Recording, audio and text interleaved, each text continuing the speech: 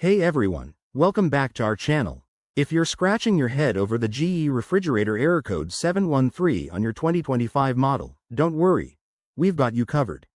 This quick guide will help you understand and fix the issue in no time. Let's dive right in. First off, what does error code 713 mean? In GE refrigerators from 2025, this code typically signals a problem with the evaporator fan or related sensors. It might indicate that the fan isn't spinning properly, which can lead to poor cooling and potential food spoilage. Common causes include dust buildup, electrical glitches, or even a faulty motor. The good news is, many of these can be resolved with some simple troubleshooting. Before we get started, safety first. Always unplug your refrigerator to avoid any electrical risks.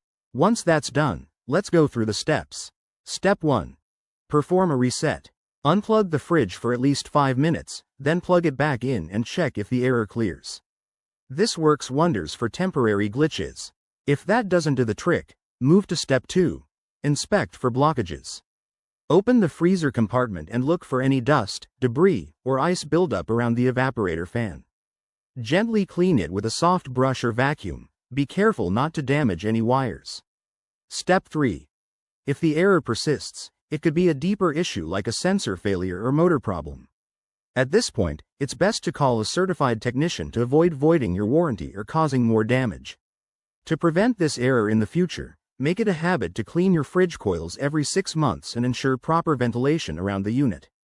Remember, regular maintenance keeps your appliance running smoothly and saves you money in the long run. Thanks for watching. If this video helped you out, hit that like button.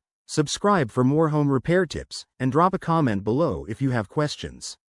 Stay tuned for our next fix, it could be the one you need.